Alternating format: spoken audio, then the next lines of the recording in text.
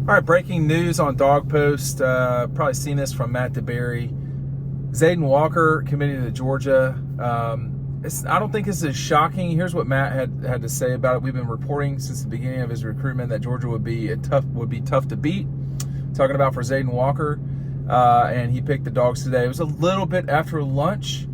He was in May for the scavenger hunt, and this past weekend for his official visit. And if you don't know, January used to be such a huge month in recruiting. Now it's become like May and June. Really, June has become just a giant thing. He was a big commit. I mean, like kind of a lean to Georgia for such a long time. But he's a 5-star player, y'all. A big and 6'2", 225. Here's what Matt had to say about a big-time athlete who can do a little bit of everything. He plays running back, which at like Slay County, that's not surprising. I said Sly County. That's not surprising at these smaller schools. So we're going to see more of him in the near future. But when a guy is playing running back and playing other positions, that's what you want from a 5-star recruit. You want him playing multiple positions, even if he's playing at Buford or Norcross or some of the bigger schools. You want him playing multiple positions, because if you're a 5-star prospect, you're going to be a really good player no matter what. It doesn't matter if you're playing, offensive tackle for your team or defensive tackle. You should be playing kind of both, unless it's a very odd situation. Even at the big schools, you like to see guys play both ways, particularly if they're skill guys. KJ Bolden is a great example of this. But in Walker, Matt goes on to say, plays running back and linebacker for Sly County, middle linebacker at Georgia. And y'all, Georgia's done such a great job with linebackers. I mean, just Roquan, Nakobe, Quay Walker, Monty Rice, whoever. I mean, they've been so good with Glenn Schumann and company. It's not surprising that they're getting another really high-level player coming their way. The guys that are just played their freshman year at Georgia, CJ Smith, they're really good. So this is not surprising. Here's Matt with some more. He can run well. He can run as well as any linebacker in the state for his size, and knows how to deliver a massive hit. The ball carrier reacts quickly, wraps up consistently, always finds a way to make a big play in the backfield. And in today's SEC, like the Danny Verdun Wheelers of years gone by, you can't play like that anymore. You can't. It's not Oklahoma drill. You're going to have to run sideline to sideline. You're going to have to deal with wide receivers from time to time. Georgia has put James Cook on wide receivers. Put James Cook at wide receiver. And when you have guys like that, which there's plenty of guys like that in this league, you're going to have to cover. You're going to have to cover 20, 30 yards down the field against guys who are really good. It's a problem.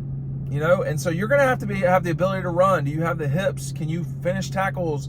Man, linebacker is a lot harder than it used to be in terms of guys turning and running. It's just a much more difficult job.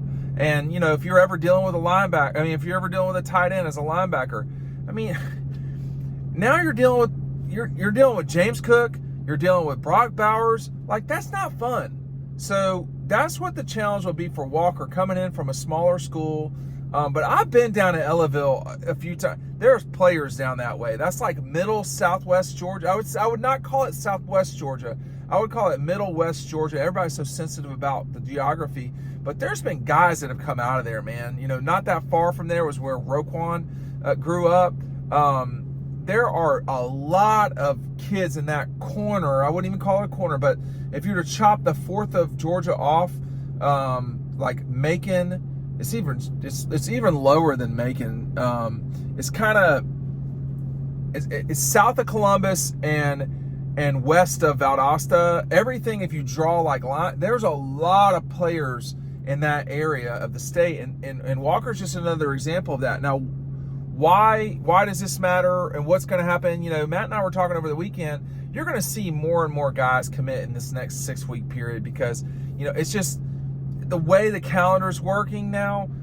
You're going to want to know who's on your team. Guys are going to want to know where they're going. If they're NIL deals, they're going to want to get all that stuff done now. Like, the panic of December is just, we now know when the games are going to be played in the playoff, like the kickoff times. Like, everything's falling into place, and coaching staffs like Georgia's, they're not going to want to deal with a lot of this when they're going to try to win national championship. So I think, obviously, anytime you're grabbing a 5-star kid, that's a big deal. And, it's a big commit. It's a big pickup for Georgia. No question about it. Matt and I have talked about Zayden Walker for some time. It's not shocking at all that he's picked the Dogs, not in any, he's a top 15 prospect, probably nationally. And he sees that he can play early and quick often at Georgia. He'll certainly, I would imagine, will certainly play on special teams immediately. You got to think about it. The young linebackers that just came to Georgia, they're still going to be there in the middle. C.J. Smith, his time at Georgia won't be up when Walker gets there. So you're doing what you have to do if you're Kirby and them. You are accumulating talent in a major way at a time, at a time in the calendar where it's optimal to do that. Whenever you can get guys is when you can get guys. Sorry, I was having to reject a phone call and I cut you off there. But you're wanting to get guys when you can get them. You have to worry about, all this other stuff. But when you're getting a top 15, top 20 prospect in the country, a bona fide 5-star legit talent, that's ideal at any moment in time. But that you've got it in June, and you can like say, oh, okay, we're out here. It probably addresses depth in the portal next year. You won't have to worry about that so much. So whenever you're getting who you want, whenever you're getting who's at the top of your list, that's great for Georgia. For Walker, he's like, well, these guys keep putting defensive players in the first round of drafts. They're consistently doing that. You don't always have first round draft picks on your roster in a given cycle, but like Georgia's had a lot of them have been linebackers. So I think, to me, it's not surprising when guys from Georgia, particularly rural Georgia, are, attracted to what Georgia's got to offer. I will add this, as I'm in a away car situation here, away game car situation. This, to me, there's two things. This shows that Auburn, that part of Georgia is an important part for Georgia, for Auburn. That's an important part of the state. It's an important part of Georgia for Auburn. And then he was probably never going there, but he was never really involved with Auburn that I can, in a major way. And then, Alabama, that's not far from Alabama either. It's probably closest to Auburn than anywhere. Ellaville from Athens is 3 hours, something like that. So it's going to be about that to Tuscaloosa from there. Something I'm kind of guessing now. I just want to see. But my global point is that, Georgia, they are doing what they need to do to get guys that are in-state guys. I don't think that's exactly 3 hours to Athens. I don't think that's as big a deal as it once was in the world that we live in today. It's 1 hour and 41 minutes to Auburn, and Tuscaloosa from his house is 4 hours and 7 minutes. So it's not like it's that far. But the thing about it is, location's one thing, but the fit, you got Schumann, who should be there for a little bit longer in Athens. But, this is really about, is Kirby, are guys wanting to come play for Kirby? The answer to that's yes.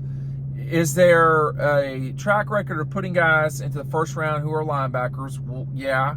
And then, can you win there? Clearly the answer to that is yes. So none of this is surprising. I think it's a great pickup for Georgia. Again, they're getting where they need to go in terms of recruiting. It's just, that's like the least surprising thing I say in any of these videos. And it needs to be that way. Georgia's always, no matter who you are, you always have to recruit in a major way. You just always have to. They're top 10 right now. It's kind of hanging out with Alabama at 8 and 10. Georgia's not going to wind up number 10. I just can tell you that right now. And That's all there is to it. Notre Dame is right now the consensus number one. They got 2 times the amount of commits that Georgia does, and I would never want to bet against Kirby and them in recruiting world. But it's a big pickup for Georgia with Walker coming on board, a 5-star player from Ellaville area. It's not surprising, any of this, but it is a big deal. Thanks for watching.